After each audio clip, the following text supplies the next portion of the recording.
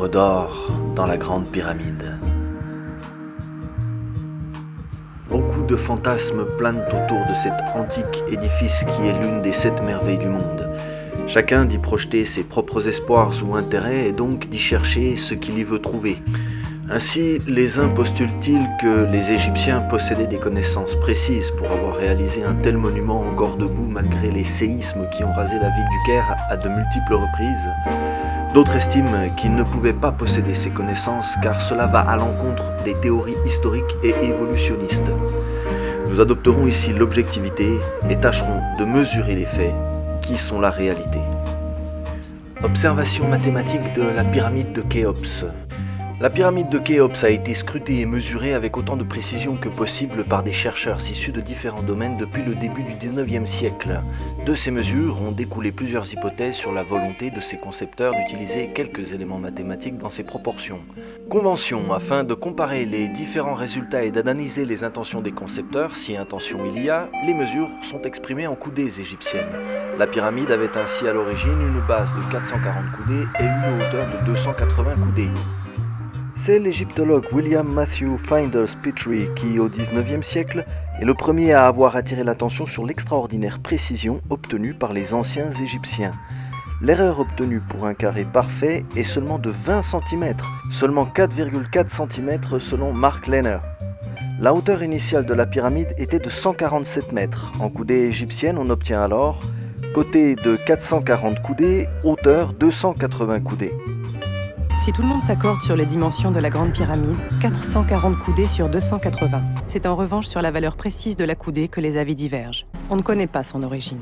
On en a seulement retrouvé quelques-unes de bois ou de pierre qui n'ont pas exactement la même longueur. On a trouvé un grand nombre de coudées, c'est-à-dire l'instrument de mesure lui-même. Or, les valeurs de ces coudées varient d'une manière assez considérable. Elles vont de 52 à 53 cm. Partir de ces coudées variables pour en tirer des conclusions sur des chiffres irrationnels me paraît très aventureux. En fait, que la mesure varie d'un objet à l'autre importe peu, car c'est la coudée de la Grande Pyramide qui nous intéresse. Alors des experts l'ont déduite des dimensions de la Grande Pyramide et ont très précisément établi sa valeur en 1925, en donnant le chiffre de 52 cm, 3 mm et 6 dixièmes de millimètre. Parfois, on passe à côté des choses sans vraiment y faire attention. Et je n'avais pas remarqué ceci. Cette coudée est précise au dixième de millimètre alors qu'on parle d'un immense bâtiment. C'est comme si on avait mesuré le contenu d'une piscine avec un verre doseur. D'autres experts réputés avaient par la suite confirmé cette dimension.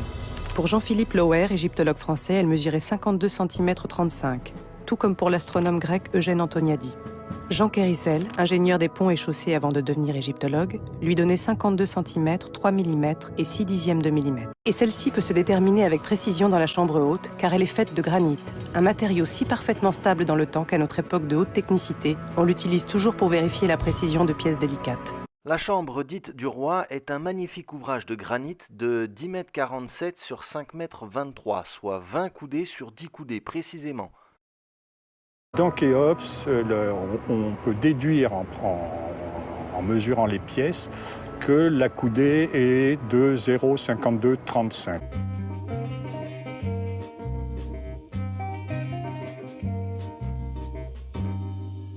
Alors regardez comment elle est faite cette chambre haute. On la voit du dessus. C'est donc son plancher ou son toit. C'est un double carré. La valeur, donc 1 et 2, c'est-à-dire 10 sous 20, on la réduit au plus petit dénominateur commun, c'est-à-dire 1 pour le petit côté, 2 pour le grand côté. Tout le monde s'accorde sur les dimensions de la Grande Pyramide, 440 coudées sur 280. En 1859, l'Anglais John Taylor divisa cette dimension par celle-ci et découvrit avec étonnement le nombre pi. Ce qui déclencha une nouvelle polémique, car les bâtisseurs n'étaient pas censés connaître pi. Les uns y virent alors la main de Dieu et les autres le hasard. Mais personne n'envisagea que les bâtisseurs aient tout simplement pu connaître ce nombre. Chacun, bien sûr, est affranchi de l'ethnocentrisme et se souvient qu'en Égypte antique, la connaissance était réservée à une caste d'élite sacerdotale restreinte. Il n'est pas dans leur culture de le faire connaître. Ça reste un secret. Et le mieux garder des secrets, c'est justement de l'exprimer nulle part. Et c'est grâce à la démocratie grecque que les connaissances du socle des mathématiques ont pu se diffuser dans la société. Nous savons aussi que les grands savants de l'Antiquité grecque, qui sont à l'origine de cette démocratisation des connaissances, ont tous été instruits en Égypte. Archimède, qui démocratisa le chiffre pi, vit le jour dans la colonie grecque de Syracuse en Sicile et y vécut toute sa vie à l'exception d'une brève période d'études à Alexandrie en Égypte. Euclide, le mathématicien grec considéré comme le père de la géométrie, présumé né à Athènes vers 330 avant notre ère, étudia tout d'abord à l'école des successeurs de Platon dans sa ville natale, puis il fut invité par Ptolémée Ier à la grande école d'Alexandrie en Égypte. Il serait mort à 65 ans dans la ville d'Alexandrie en Égypte vers 265 avant Jésus-Christ. Il a inventé, dit-on, les divisions euclidiennes. Thalès, connu pour son fameux théorème, aurait expliqué comment mesurer la hauteur d'une pyramide à l'aide de l'ombre d'un bâton vertical. Grâce à son séjour en Égypte, Thalès put mettre en œuvre ses connaissances en mathématiques, particulièrement en géométrie. Pythagore, quant à lui, part en Égypte vers 547 avant Jésus-Christ, à Memphis et Diospolis pour plusieurs années. Dans cette ville se trouve le sanctuaire de Zeus Ammon.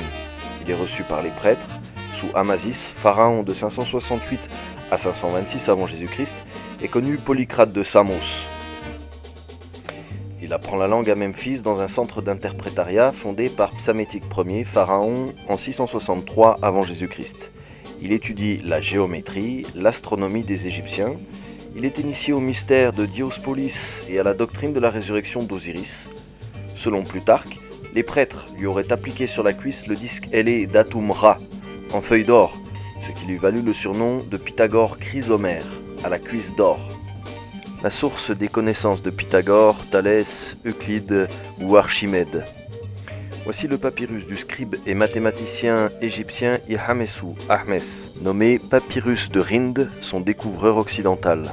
Document produit près de 1000 ans avant les naissances de Pythagore et de Thalès, moins 1550 avant l'ère occidentale. Nous avons très peu de documents astronomiques concernant l'Égypte ancienne. Nous avons un certain nombre de documents très précieux et très peu connus, notamment des documents mathématiques. Alors je vais prendre un seul exemple, c'est ce document qu'on appelle le papyrus de Rhind, qui est découvert en 1857 à Thèbes. Et alors on sait exactement de ce qu'il est et qui l'a écrit. C'est un scribe qui s'appelle Ahmès et qui nous explique, donc il l'a rédigé en moins 1650, à une année du roi Apophis, et il nous explique qu'il a fait une copie de quelque chose de plus ancien et qu'il expose là-dedans la méthode pour accéder à la connaissance de tout ce qui est existant et pour en montrer tous les secrets. Et ce document, voilà la forme qu'il a. Alors vous voyez qu'il est extrêmement bien rangé. En fait, ce sont 84 problèmes de mathématiques. Extrêmement bien rangés, chaque problème est séparé par une ligne, écrit l'énoncé, la démonstration, comment on peut résoudre le problème, et l'application numérique. Vous avez l'impression d'avoir un manuel moderne d'explication des mathématiques. Je ferai faire une parenthèse, parce que quand je suis tombé sur cette méthode expliquée dans ces papyrus égyptiens, qui datent, donc, je vous le rappelle, de plus de 3500 ans, je me suis dit, mais c'est pas possible. L'organisation rigoureuse, c'est évident dans le papyrus de Rhind. Il y a 84 problèmes. Premièrement, une table de décomposition en fractions. Alors là, personne n'a vraiment compris. Il décompose tous les nombres de 3 à 101 en fractions unitaires. 1 sur 3, 1 sur 4, 1 sur 5, 1 sur 101. Et vous trouvez toujours dans le manuscrit de Rhind la plus économique des décompositions du nombre. Là aussi, on n'a pas les méthodes avec lesquelles ils font. Et ensuite, on a les aires et les volumes et des résolutions d'équations. Alors, tout est à volo dans le papyrus. Effectivement, vous trouvez le problème 53, c'est le théorème de Thalès. Thalès vient 1000 ans après. Le triangle égyptien, c'est le triangle 3, 4, 5, c'est-à-dire c'est Pythagore. Et ensuite, vous trouvez des choses absolument stupéfiantes. C'est des formules comme celle-ci. Alors là, on a changé de manuscrit. On a le manuscrit de Moscou, hein, le problème 14. On vous donne le résultat de le volume de la pyramide tronquée. C'est déjà pas n'importe quoi. La pyramide, déjà, c'est pas facile. Alors, la pyramide tronquée, j'ai mis la formule, pas pour faire joli, hein, c'est ce que vous dit le scribe. Il vous dit, donc il vous pose le problème, on a une hauteur de 6, un carré de 4, une hauteur en haut de 2. Vous prenez le tiers de la hauteur, vous multipliez par le carré de plus ça, il vous met tout, en toutes lettres ce que vous devez faire. Et c'est cette formule-là, c'est-à-dire la formule exacte. Il n'y a pas d'empirisme là, c'est une formule mathématique exacte. Et elle figure donc en toutes lettres, il suffit de la retranscrire au fur et à mesure des paroles que vous dites le scribe, le petit Ahmès de son papyrus de Rhind. Environ 1000 ans séparent les savants grecs de ce document. Ahmès admet lui-même que ces formules mathématiques lui sont antérieures. Elles étaient inscrites dans un traité détérioré datant de l'Ancien Empire, moins 1300 avant notre ère. Jean Blic, écrivant au IIIe siècle de notre ère, dit que Pythagore fut prêtre égyptien pendant 20 ans. Je vais d'abord te rappeler le théorème de Pythagore, forcément. Tu te rappelles qui concerne le triangle rectangle ici, que je vais reprendre ici. A et B sont les deux côtés de l'angle droit, C est le côté opposé à l'angle droit, on l'appelle l'hypoténuse, et le théorème de Pythagore, il est écrit ici, il nous dit tout simplement que le carré de l'hypoténuse est égal à la somme des carrés des longueurs ici, des deux autres côtés A et B. Alors, les Égyptiens exploitaient ce théorème pour fabriquer des équerres qui leur permettaient ici d'avoir un angle droit pour faire le tracé, par exemple, des fondations d'une pyramide. Et donc, tout commence en fait par une corde. Les architectes se munissaient d'une corde, ils prenaient cette corde, et dans cette corde, ils commençaient par faire 11 nœuds. Les 11 nœuds qui sont numérotés ici de 1 à 11. Et ces nœuds, ils les faisaient à égale distance l'un de l'autre. C'est la distance D que je viens de faire apparaître ici. Comme tu vois, c'est la même distance partout. Et ensuite, pour terminer, ils fermaient ici cette corde en faisant un 12e nœud, toujours à égale distance des deux voisins ici, voilà, toujours la distance D ici. Et ils obtenaient comme ceci un anneau de corde fait de 12 petits segments de corde. On voit le premier ici, le deuxième, le troisième, etc. On peut compter, on arrive à 12, on a bien donc 12 petits segments de corde. Alors, les architectes se munissaient de cet anneau de corde avec ses 12 nœuds, et ils définissaient dans cette corde des nœuds particuliers qui sont le nœud 12, le nœud 3 et le nœud 7 que je viens de colorier en noir ici, de manière à définir 4 sections de cordes de longueur différentes. 3 sections, pardon. On en voit une ici, une section entre les deux premiers nœuds noirs ici qui est de longueur 3, et on a 3 segments de cordes ici. Ici, entre le nœud 3 et le nœud 7, on a 4 segments de cordes, et puis entre le nœud 7 et le nœud 12, forcément, on a 5 segments de cordes. Voilà pourquoi 3, 4 et 5, parce que 3, 4 et 5 satisfont le théorème de Pythagore. On peut s'en rendre compte ici. Si on met 5 au carré, on va obtenir 25. Si on met 3 au carré, on va obtenir 9. 4 au carré, ça fait 16. Et on voit bien que 16 plus 9, ça fait bien 25. Et ça veut dire que ces 3 longueurs, 3, 4 et 5, eh bien, sont les longueurs d'un triangle rectangle, avec un bel angle droit ici. Et ça, c'est à notre portée maintenant ici. Les architectes, qu'est-ce qu'ils faisaient pour avoir une équerre? Eh bien, ils tiraient tout simplement sur les nœuds noirs qui sont ici. Si on tire bien sur ces nœuds noirs, les courbes qui sont ici deviennent des droites. La corde se tend et devient donc une ligne droite pour former tout simplement un triangle rectangle. Le voilà. Et qui dit triangle rectangle dit angle droit. Et donc, tout commence en fait par une corde. Si on trace un cercle de diamètre 1, alors le périmètre de ce cercle, c'est-à-dire sa longueur, vaut pi, soit 3, 14, 16. Que Taylor avait en fait mis le doigt sur un point extraordinairement sensible. Il est très peu probable, calcul à l'appui, que les Égyptiens aient connu le chiffre pi. Alors, petit rappel, voilà. Ça, c'est le déroulement du périmètre. Et c'est ça qui vaut 3,14 si le diamètre fait 1. Si ça vaut 1, le déroulement fait 3,14. C'est bon? Calcul à l'appui. Et donc, tout commence en fait par une corde. Le demi-périmètre, c'est la plus grande dimension horizontale visible et la hauteur, la plus grande dimension verticale invisible. Chaque détail que vous voyez était intentionnel tant de la part du concepteur que des bâtisseurs. La hauteur visible divisée par 2 donne le sommet des chevrons de la chambre haute. Divisée par 3, elle donne la hauteur du plafond de la chambre haute. Par 4, c'est le sommet des chevrons de la chambre médiane. Par 5, c'est le plancher de la chambre basse. Et par 7, le plancher de la chambre médiane. Rien n'a été laissé au hasard. Par exemple, la surface de cette partie au ras du sol de la chambre haute est exactement la moitié de la surface de la base de la pyramide. La plus grande surface visible, les 4 faces, divisée par la plus grande surface invisible, la base, donne phi, le fameux nombre d'or.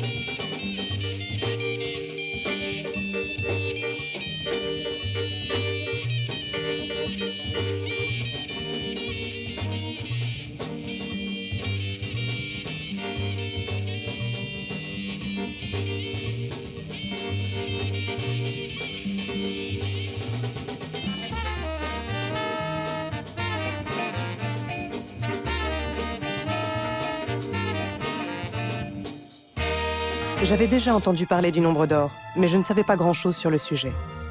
J'ai découvert que c'est un nombre unique dans l'infini des nombres. Il est le seul à présenter cette curieuse relation.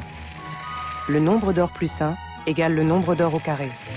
Le nombre d'or moins 1 égale l'inverse du nombre d'or. Ainsi, on le voyait figurer dans un calcul astronomique et aussi dans les angles naturels des minéraux, dans les végétaux et chez les animaux. Bien que certains le contestaient, il était présent dans l'homme, comme l'avait montré Léonard de Vinci, et aussi dans l'art. En fait, il faisait partie de notre vie, sans même qu'on s'en aperçoive. Le nombre d'or apparaît comme une constante de l'univers.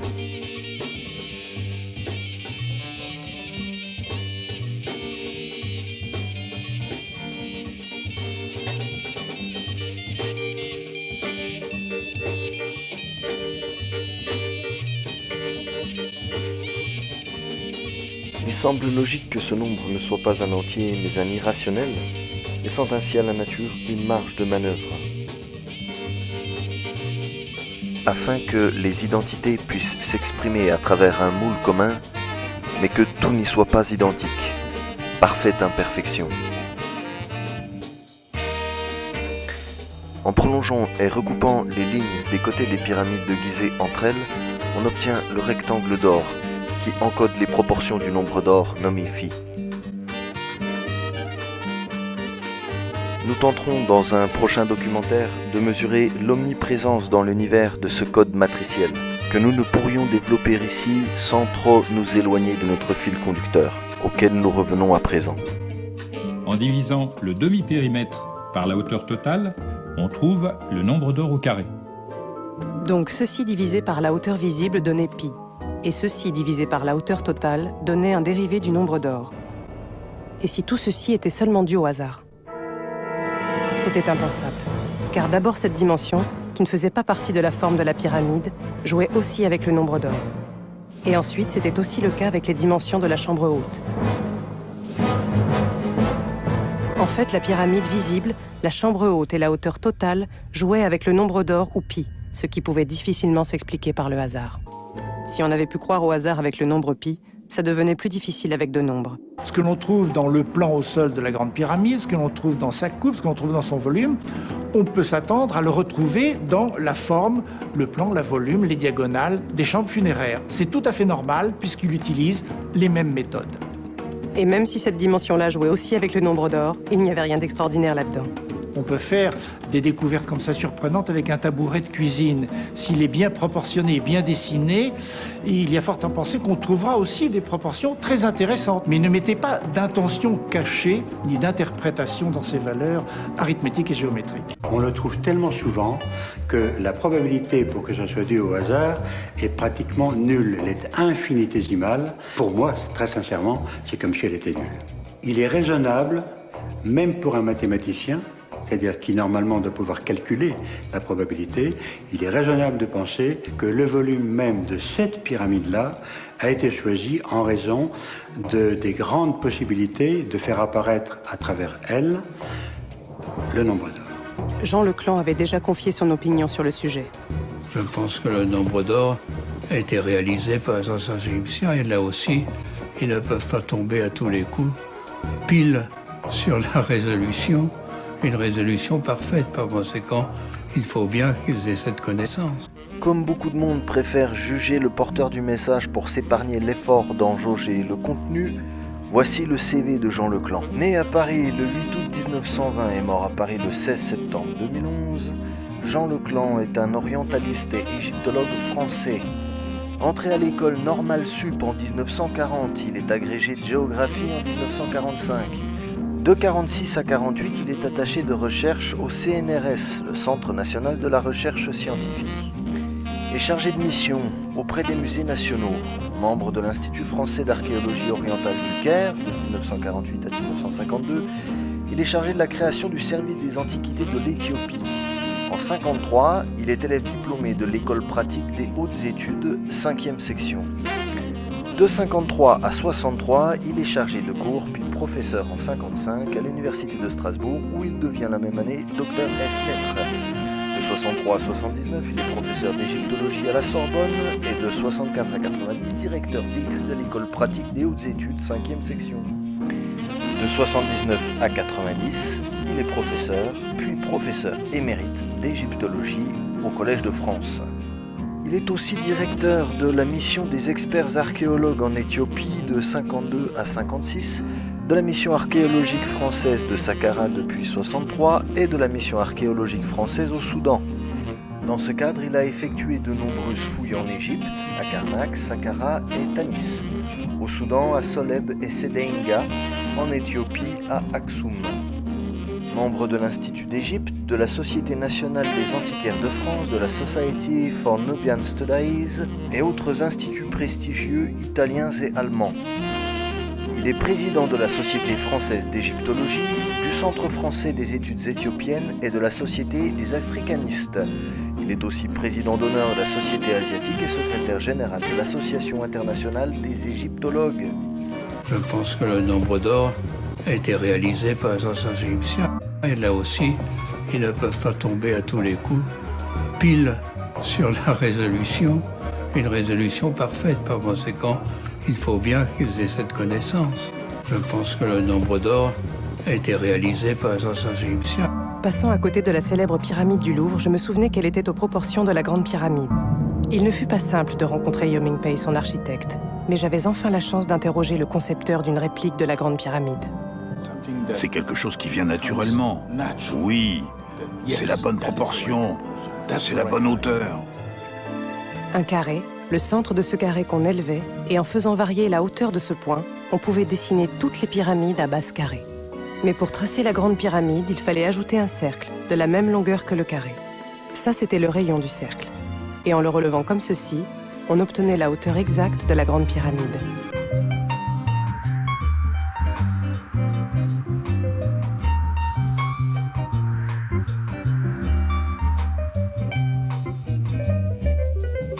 Les proportions de la Grande Pyramide et celles de la pyramide de verre sont très proches. Pourquoi ? La section d'or, le triangle d'or qu'ils ont exploré sont pour moi encore valides aujourd'hui. J'ai beau essayer plusieurs formes, plusieurs hauteurs, je reviens toujours aux proportions du nombre d'or des Égyptiens. Et c'est une leçon fantastique, vous savez. On est vraiment dans un langage mathématique, puisque le plan même de la Grande Pyramide, il est ici. Alors, le carré et le cercle ci-dessus ont le même périmètre, c'est ce qu'on appelle une quadrature périmétrique. Or, la Grande Pyramide de Gizeh est bâtie sur ce principe. Ça ne fait aucun doute, vous allez l'apercevoir ici. Pour bien comprendre, il faut multiplier le côté d'un carré, x, on s'en fiche, quelconque, par la valeur d'accroissement, racine carrée de phi.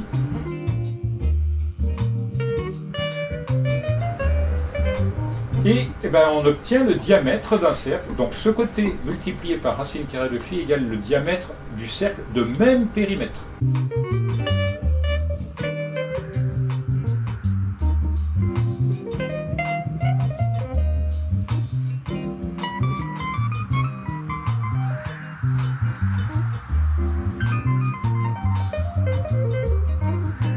Ça, rouge et bleu, c'est la même dimension. Nous sommes d'accord. Sauf qu'il y en a une qui est dite masculine et l'autre féminine. Nous sommes toujours d'accord. Donc on voit que le côté du carré multiplié par un intermédiaire entre masculin et féminin, c'est ça ce que je veux vous apprendre ici, ça, c'est le moyen de passer de la droite à la courbe. Et ça montre leur mathématique à eux. Le même cercle, le même carré, le même périmètre sont concaténés. Et si on élève donc le rayon, on obtient la hauteur de la Grande Pyramide. Vous voyez comment ça fonctionne. Donc on a deux géométries. Souvenez-vous, je disais, nous avons la plus grande droite horizontale visible divisée par la plus grande droite verticale invisible. On est dans le même rapport. Vous voyez comment ça fonctionne ce langage. Il est extrêmement précis. Si l'on considère que dans les anciens langages dits symboliques, vous voyez chez les francs-maçons, ici le cercle est considéré comme étant le ciel. Pour quelle raison? C'est que dans le cercle on ne peut pas se repérer. Tous les angles sont les mêmes. Et la Terre, c'est le carré de la Terre, donc la grosse, le nord, le sud, l'est, l'ouest. Bon, il n'y a pas moyen de se tromper. Donc le triangle représente une présence divine. Or, c'est le profil, ce qui permet d'aller de la terre au ciel, c'est le profil pyramidal. Donc on s'y retrouve avec le langage dit symbolique. De plus, dans la grande pyramide, la somme des valeurs en coudées du côté du carré et du diamètre du cercle, de même périmètre que ce carré, est égal à 1000. C'est-à-dire ça plus ça, le total c'est 1000 coudées. Ça fait 560 coudées et ça 440.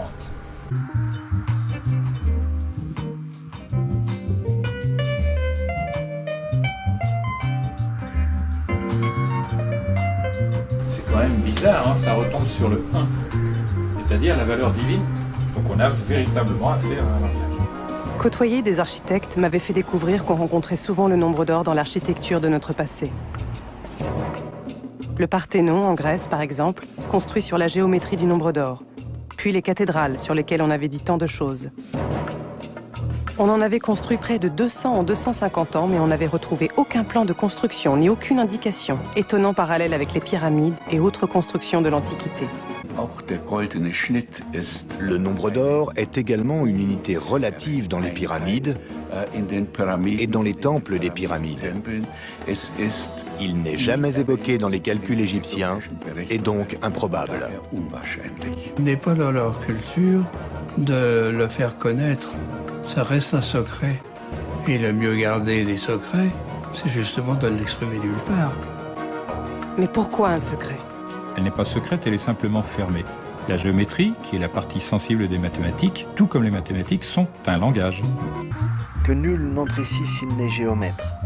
Devise inscrite au fronton de l'Académie par Platon, instruit à la suite de Socrate, Pythagore, Thalès et tous les penseurs grecs en Égypte. Si on trace un cercle de diamètre 1, alors le périmètre de ce cercle, c'est-à-dire sa longueur, vaut pi, soit 3, 14, 16. En divisant cette longueur par 6, on obtient 0,5236, un nombre étonnamment semblable à la valeur de la coudée. Ce qui reste en vert vaut le nombre d'or au carré. La coudée multipliée par 5 égale le nombre d'or au carré, la coudée, la même, multipliée par 6 égale pi. Voilà. Donc pi moins phi carré égale coudée. Cette simple opération verrouillait toutes les autres. J'étais stupéfaite. J'avais sous les yeux le comment et le pourquoi de cette énigmatique coudée. Le mètre est interconnecté à pi, phi et toutes les unités de mesures anciennes que sont la paume, la palme, l'empan, le pied, la coudée. Traçons un cercle dont le diamètre vaut 1 mètre, alors son périmètre vaut 3,1416 mètres. Divisons maintenant ce cercle en 6 parts, 3, 14, 16 divisé par 6 égale 0,5236, soit la longueur de la coudée égyptienne. Nous avons vu également que l'on obtenait cette dernière par la simple opération pi moins phi au carré. Maintenant, divisons 100 coudées par le nombre d'or, 52,36 divisé par 1,618, ça nous donne 32,36 cm, qui est la longueur de l'unité d'un pied. Si l'on divise 100 coudées par le nombre d'or au carré, 52,36 divisé par 2,618, on obtient 20 cm, qui est la longueur de l'unité d'un empan. En divisant encore 100 coudées par le nombre d'or au cube cette fois, 52,36 divisé par 4,2358, on obtient 12,36 cm, soit la longueur de l'unité d'une palme. Et en divisant 100 coudées par phi puissance 4, soit 52,36 divisé par 6,8235, on obtient 7,64, qui est la longueur d'une paume. Calcul à l'appui. Voici ce qu'on appelle un pyramidion. C'est le sommet d'une pyramide. Celui-ci a été découvert par l'égyptologue allemand Rainer Stadelmann en 1993. Les mesures relevées par Stadelmann, ainsi que celles que nous avions prises, donnaient précisément 1,57 m de base pour 1 mètre de hauteur. Nous l'avons assemblé. Ses dimensions sont 1 mètre par 1,57 m. Il était surprenant de constater qu'il mesurait précisément 1 mètre de hauteur. Les Égyptiens connaissaient beaucoup de choses dont nous sommes héritiers. Pas le système métrique, certes, mais on peut penser que l'approximation, c'était 2 coudées de hauteur, bien entendu. Ça suffisait pour le tailleur de pierre. Ce qui voulait donc dire qu'il mesurait par hasard 1 mètre de hauteur, car nous savons que le mètre n'était pas connu à cette époque. En fait, il serait plus juste de dire que nous croyons qu'il n'était pas connu à cette époque, ce qui est très différent. Les bâtisseurs ne pouvaient pas connaître le mètre, car celui-ci avait été défini d'après la circonférence de la Terre, puis adopté en 1793 suite à la proposition de Talleyrand, qui, chose que j'ignorais, était évêque. En 1789, il n'existe aucun système de mesure unifié entre les pays. L'étalonnage des poids et des mesures est alors octroyé au roi et on dénombre en France près de 700 unités de mesure différentes. Certaines sont liées à la morphologie du corps, pouce, doigt, poignet, bracelet, pied, pas, d'autres au travail, hommet, fauché, journal, d'autres encore au transport, année, charge, sac, tonneau. La complexité vient aussi de ce qu'une même dénomination, le pied par exemple, correspond à une vingtaine de longueurs différentes selon les lieux et les corps de métier. Ainsi à Paris, les merciers, les drapiers et les marchands de toile ont chacun leur aune. Une mesure universelle et invariable, reproductible et vérifiable. Pour y remédier, un roi, une loi, un poids et une mesure est bien une des doléances inscrites à l'ordre des États généraux de 1789. Les projets d'unification de Colbert comme de Turgot n'ont jamais abouti, mais dans la nuit du 4 août 1789, l'abolition au nombre des privilèges de celui d'étalonnage ouvre la voie à une réforme enfin possible des poids et mesures. Le roi n'étant plus à l'origine de l'étalonnage, il s'agit de trouver dans la nature une mesure universelle et invariable, reproductible et vérifiable partout et toujours. Talleyrand. Le décret du 8 mai 1790 en arrête le principe et en confie le calcul à une commission de l'Académie des sciences composée de Borda, Condorcet, Laplace, Lagrange et Monge. Naissance du maître.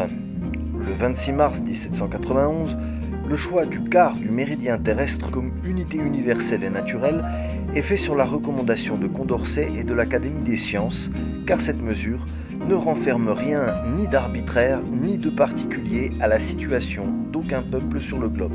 La naissance du maître, dont la longueur est établie comme égale à la 10 millionième partie du quart du méridien terrestre, est officialisée par le décret du 1er août 1793 qui établit pour toute la République la même uniformité dans les poids et mesures.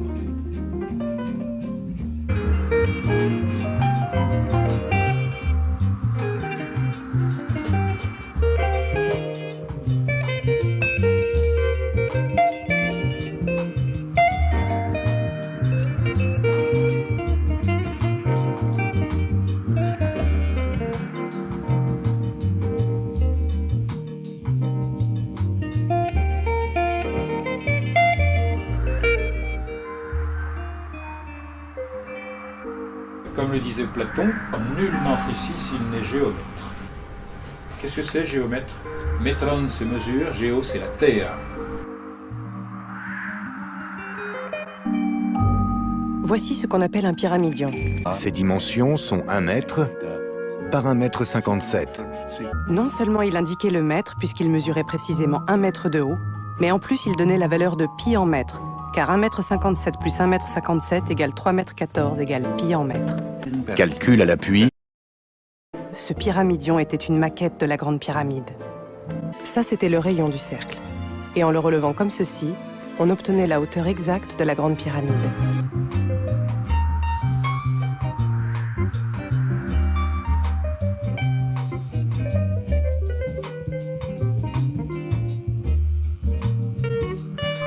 Si on trace un cercle de diamètre 1, alors le périmètre de ce cercle, c'est-à-dire sa longueur, vaut pi, soit 3, 14, 16.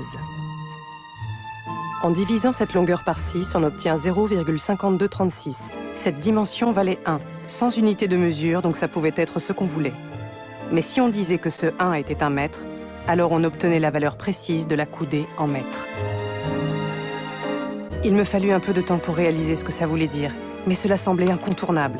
Les bâtisseurs connaissaient le mètre des millénaires avant qu'on ne l'adopte. Comme le disait Platon, nul n'entre ici s'il n'est géomètre. Qu'est-ce que c'est, géomètre? Métron, c'est mesure, géo, c'est la terre. Voici une carte de l'ancienne Égypte. J'ai inséré 2 bâtons ou obélisques. Un en haut, ici, à Alexandrie, et l'autre en bas, à Assouane ou Syène. Maintenant, si à un certain moment ces 2 bâtons ne projettent absolument aucune ombre, ce serait très facile à comprendre à condition que la Terre soit plate. Et si au même moment l'ombre à Aswan a une certaine longueur et que l'ombre à Alexandrie a la même longueur, cela irait dans le sens que la Terre serait plate. Mais Ératosthène s'est demandé comment est-il possible qu'au même instant il n'y ait pas d'ombre à Aswan et qu'il y ait une très longue ombre projetée à Alexandrie.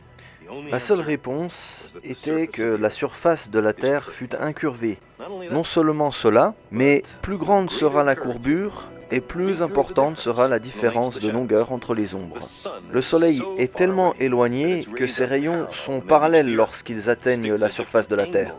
Les obélisques à des angles différents par rapport aux rayons du Soleil vont projeter des ombres de différentes longueurs. Pour la différence observée entre la longueur des ombres, la distance entre Alexandrie et Aswan devait être à peu près de 7 degrés le long de la surface de la Terre. Je veux dire par là que si vous aviez imaginé que ces bâtons s'étendissent jusqu'au centre de la Terre, leur intersection aurait généré un angle de 7 degrés. Eh bien, 7 degrés représente quelque chose comme 1/50e de la circonférence de la Terre, soit 360 degrés. Or, Ératosthène et ses instructeurs égyptiens connaissaient la distance séparant Alexandrie d'Aswan. Savez-vous pourquoi il savait que cela faisait 800 km? C'est parce qu'il avait engagé quelqu'un pour compter les pas sur toute la distance. Et ainsi a-t-il pu opérer le calcul dont je vous parle à présent. 800 km multiplié par 50 donne 40 000 km, que doit donc faire la circonférence de la Terre. Bonne réponse de l'élève Ératosthène. Ses seuls outils furent des bâtons, des yeux, un cerveau, plus un zeste d'expérience. Cette dimension en mètres, et il insista sur le mot, moins la hauteur, toujours en mètres, donne 314,16 mètres, soit 100 fois pi.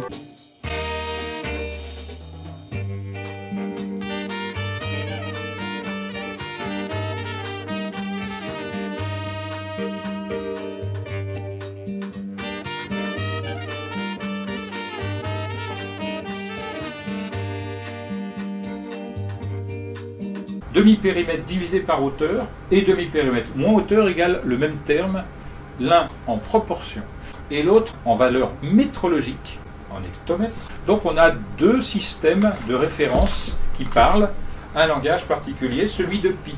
Et c'est important parce que pi c'est une valeur qui ne se modifie pas dans le temps, dans l'espace, et quel qu'en soit l'usage, ça ne se modifie pas. Donc là c'est une chose éternelle. Ceci en mètres moins ceci en mètres égale 10 fois pi en mètres.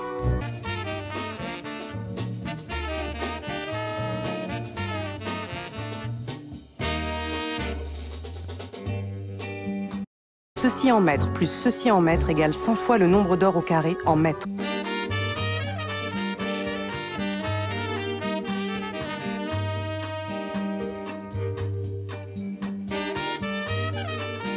La demi-base et la hauteur, la somme des deux fait 261 mètres 80 en mètres. Le nombre d'or au carré en mètres. On ne peut pas y échapper. Vous pouvez faire les mesures vous-même. Et donc, l'apothème en proportion est égal à phi si la demi-base est égale à 1.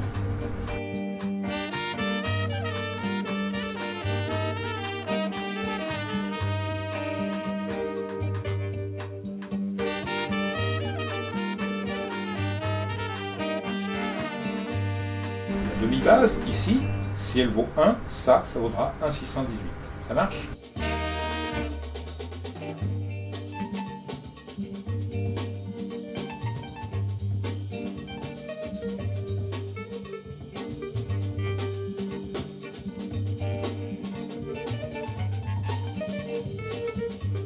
Quelle est la subtilité de ça? Eh bien, si là, on considère que c'est le plus petit côté, pardon, je reviens sur les pas, si ceci est le plus petit côté de l'ensemble, ça c'est le côté médian et ça le grand côté, compte tenu de ce qu'on vient de voir, c'est qu'il y a un lien entre ces trois choses, et ce lien, c'est la proportion suivante. Ça, si je l'agrandis de la racine carrée de phi, ça me donne ça.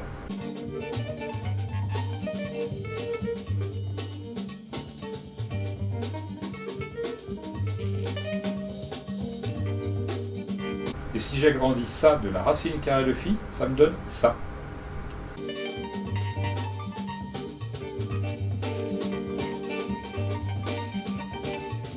Et Vous voyez à quel point ce langage est clair, mais qu'il faut le détecter. De plus, dans la Grande Pyramide, la somme des valeurs en coudées du côté du carré et du diamètre du cercle, de même périmètre que ce carré, est égale à 1000.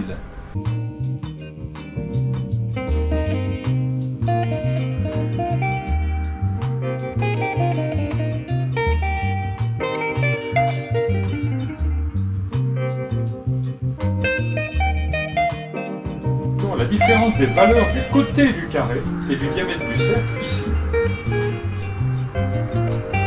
Cette dimension est égale à pi en décamètre. Ça fait 31 mètres. C'est 16.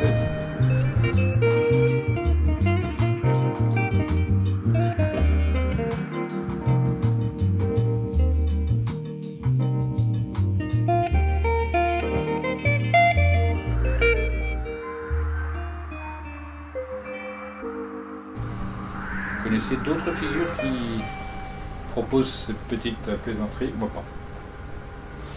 Donc on résume, c'est un peu la répétition tranquille de ce qui a été dit tout à l'heure. Hauteur moins demi-base en mètres égale pi multiplié par 10 en mètres. Voilà, pi exprimé en décamètre. On continue, on a retiré, maintenant on ajoute, hauteur plus demi-base toujours en mètres, et le résultat c'est phi au carré multiplié par 100, c'est-à-dire 261,8 mètres. Ça va continuer comme ça pendant 1 heure. Hein. Non, je plaisante, j'en ai fait qu'une partie. On continue, hauteur divisée par demi-base. Hauteur divisée par demi-base en coudée, racine carrée de phi, ou phi, racine carrée exprimée en valeur mathématique Q. Il y a 4 faces, mais on va faire phi au carré plus pi multiplié par 40 égale 384, c'est-à-dire la valeur exacte en mètres du côté. Vous voyez donc que là, il y a 3 choses qui sont mélangées. Ce sont les valeurs en coudées, les valeurs en mètres et les valeurs en constante. Il y a aussi des valeurs mathématiques et des valeurs métrologiques concaténées. Les valeurs mathématiques étant stériles et masculines et les valeurs métrologiques concrètes. Donc on résume. Hauteur plus demi-base égale phi carré en hectomètre. Hauteur moins demi-base égale pi en décamètre. On ne peut pas échapper à cette conclusion que c'est ça qui nous intéresse. Puisque c'est la même chose en coudée ou en multiple ou submultiple du mètre.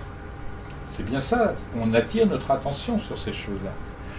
Et on va le voir puisqu'on va trouver maintenant des transpositions de certaines valeurs en coudée directement lisibles en mètres. Alors là, je vous ai semé, je m'en fiche parce que ça viendra à l'usure. Regardez, correspondance numérique entre 2 systèmes de mesure utilisés dans la Grande Pyramide. Apothème plus base plus apothème, c'est-à-dire 2 fois apothème plus la base, ça fait 1152,16 coudées. Or, la demi-base en mètres, elle vaut 115,192. Il y a un air de famille quand même. Vous déplacez cette virgule ici et vous avez le même nombre qu'ici. Ça marche? Donc, ils se sont arrangés, ces braves gens, pour nous faire des démonstrations du caractère potentiellement transmutable, en quelque sorte, des valeurs chiffrées. Sous-entendu, dans notre exposé, les mètres, les coudées, c'est pareil. Ce qu'il faut, c'est comprendre la nature du nombre. Et à coup sûr, si on ne comprend pas la nature d'un nombre tel que phi ou tel que pi, on ne comprend rien aux mathématiques. Parce que c'est là où ça transcende dans les mathématiques. Et pourquoi c'est important? Parce que la leçon qui va avec, c'est attention, vous avez des nombres et nous les modernes, très spontanément, on les utilise pour des quantités. Or ces nombres, ce sont des qualités. C'est ça la différence. Si vous lisez des ouvrages sur Pythagore, si l'auteur a oublié de dire ce sont des nombres qualités, c'est qu'il n'est même pas pénétré le sujet, parce que c'est la seule chose qui vaut la peine d'être comprise là-dedans. Pythagore n'a fait que transmettre cela. Et quand on dit Pythagore, ça veut dire grand connaisseur, pas plus. C'est un nom codé en quelque sorte. On ne sait même pas si c'est quelqu'un qui aura vécu. Hein. Donc on voit bien que là,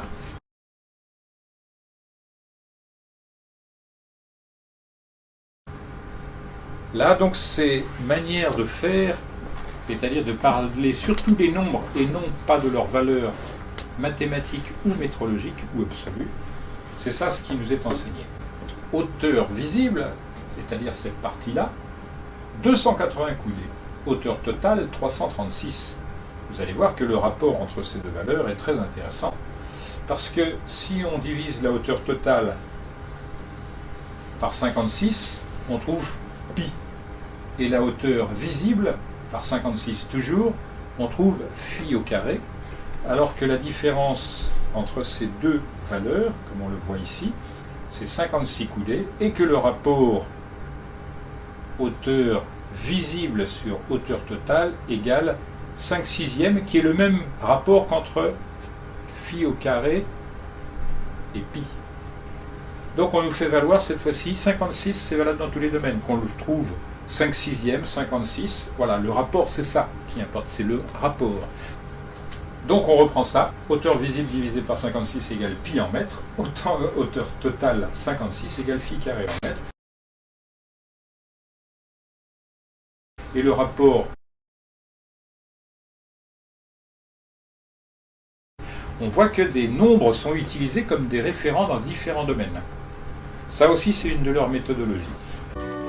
Si la Grande Pyramide avait été construite plus petite ou plus grande de seulement 50 cm, tout ceci aurait été impossible. Mais cela continuait dans la chambre haute. Cette dimension en mètres égale 10 fois pi en mètres.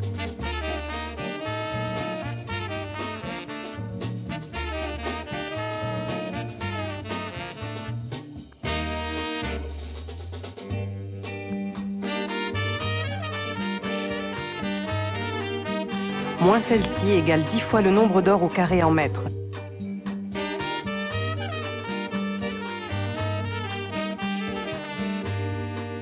Alors regardez comment elle est faite cette chambre haute. On la voit du dessus. Hein. C'est donc son plancher ou son toit. C'est un double carré. Premier constat évident, relatif à pi, le périmètre, s'il fait 60 coudées, ça veut dire qu'il fait 31 416, c'est-à-dire 10 fois pi en mètres. On retire le petit côté, et là on voit l'évidence pointer son nez, et on a la même chose que on avait au début dans le cercle. On retire 1/6 du cercle, parce que si on a bien compris ça, ça vaut 1, 2, 3, 4, 5 et 6. L'exposé que j'ai fait sur la valeur de la coudée au début rejoint celui-ci, sauf qu'au début je l'ai fait féminin, et là je fais masculin, et dans du concret, dans la chambre haute.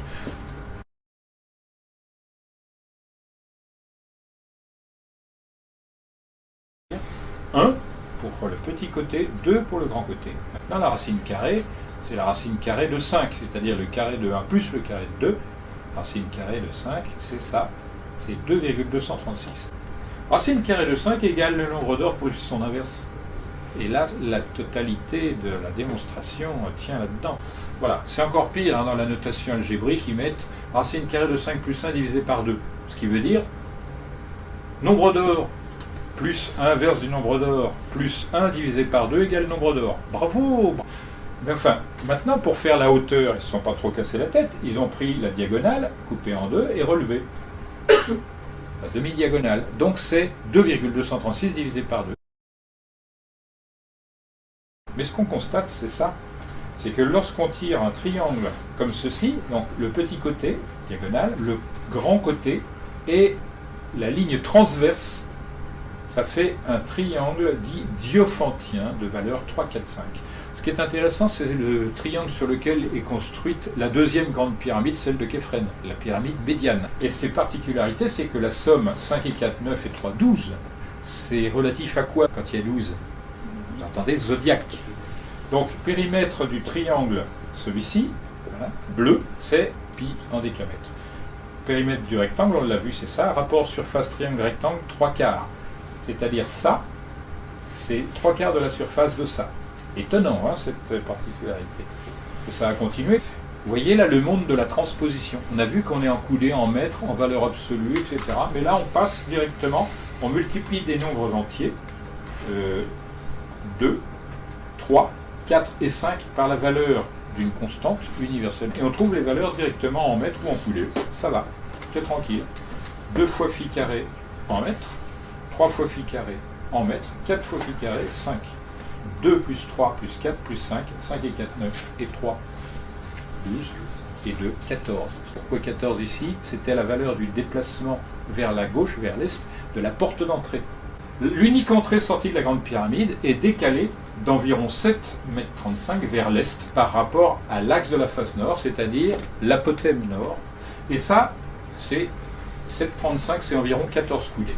Ça, c'est l'apothème. La ligne rouge verticale ici, c'est l'apothème. Et le décalage de cette ligne qui va du sommet au milieu de la face du côté, ce décalage est d'environ 7,35 m, c'est-à-dire 14 coudées. Or, 440, c'est-à-dire le côté entier de cette face, divisé par 14, égale 10 fois pi. Pas moyen de tourner autour du pot, si je puis dire. Et on va voir que, comme le disait Platon, notre référence de tout à l'heure, nul n'entre ici s'il n'est géomètre. Pourquoi 14 ici? C'était la valeur du déplacement vers la gauche, vers l'est, de la porte d'entrée. Mais pourquoi 14 c'est important? Vous ne le savez pas, mais pourtant c'est sous vos yeux. C'est la somme de 2, 3, 4, 5. Ça veut dire que 1 manque. Ce 1, on va le retrouver un petit peu partout ultérieurement. Toutes les dimensions de cette chambre sont des multiples de phi carré multipliés par des nombres entiers en progression et dont la somme fait 100. Vous voyez le mystère. Il faut quand même être très calé pour être capable de concaténer des trucs pareils. C'est un truc de folle dingue. Imaginez des gens qui viennent d'apprendre à compter 1, 2, 3, 4, 5 et ils se disent « Tiens, c'est infini ce truc-là. Tiens, on va faire la Grande Pyramide. » Donc regardez ici, on a phi carré multiplié par racine carrée de k. Alors vous voyez, on a un irrationnel multiplié par un irrationnel et on tombe juste par des valeurs en coudées, en mètres et tout le bazar. Ils sont encore plus délirants qu'on imagine. Et en plus, ils trouvent le moyen de faire progression. Donc 4, 5, 9, 16, 20, 21, 25. Allons-y, la somme fait 100.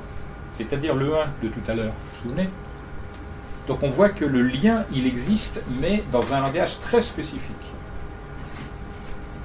Si l'on considère, allez, on va prendre le bleu, celui-ci. Si cette petite partie fait 1, c'est-à-dire la demi-base de la pyramide, la hauteur sera égale à racine carrée de phi et l'apothème à phi. C'est le même triangle que si la base fait pi divisé par 4, la hauteur vaudra 1 et racine carrée de phi pour là. Et là, pareil. Donc le ternaire est respecté là. C'est la seule figure dans l'infini des figures possibles qui possède ces caractéristiques-là. Ce sont 3 triangles identiques, mais on peut leur donner des valeurs qui toutes sont relatives à 1, à racine carrée de phi, à pi divisé par 4 et à pi. Il n'y a pas moyen d'aller autour là. Donc ces 3 triangles rectangles sont homothétiques et en progression proportionnelle. Voilà. Si le petit côté, on aura, en multipliant par racine carrée de phi, le grand côté. Le grand côté multiplié par racine carrée de phi vaut l'hypoténuse, et le petit côté par phi lui-même, l'hypoténuse aussi. Il n'y a pas moyen d'y échapper, c'est ce qu'on appellera le triangle rectangle d'accroissement. Et énormément de figures vivantes sont collées à ça. Si la chambre haute avait été plus grande ou plus petite de seulement 5 cm, tout ceci aurait été encore une fois impossible. Sur cette question de la précision, voici l'opinion de Chris Wise, un des meilleurs ingénieurs structures de la planète. Avoir construit aussi précisément il y a longtemps est vraiment surprenant, et même de nos jours. Ils ont orienté la Grande Pyramide si précisément qu'elle n'est décalée du nord que de seulement 5 centièmes de degré. Cette précision n'a été atteinte que depuis peu. 4500 ans plus tard, au XVIIe siècle, on était 5 fois moins précis. Je pense que beaucoup de gens diraient qu'il serait trop difficile pour la plupart des bâtisseurs d'atteindre une telle précision. La Grande Pyramide a traversé quasiment sans dommage au moins 3 tremblements de terre majeurs, dont le dernier a totalement rasé la ville du Caire au XIIIe siècle. Mais malgré ça... Tout est en place, et on a bien vu qu'à l'intérieur, rien n'avait bougé. L'extraordinaire conclusion, c'est qu'il n'existe au monde qu'une seule pyramide possible présentant tout ce que vous avez vu, et c'est précisément celle qui a été réalisée, la Grande Pyramide de Gizeh. Je pense que le nombre d'or a été réalisé par les anciens Égyptiens, et là aussi, ils ne peuvent pas tomber à tous les coups, pile sur la résolution, une résolution parfaite. Maintenant, on fait la même chose, mais en trigonométrie. Qui se souvient de la définition de la trigonométrie? Il y en a 4, mais...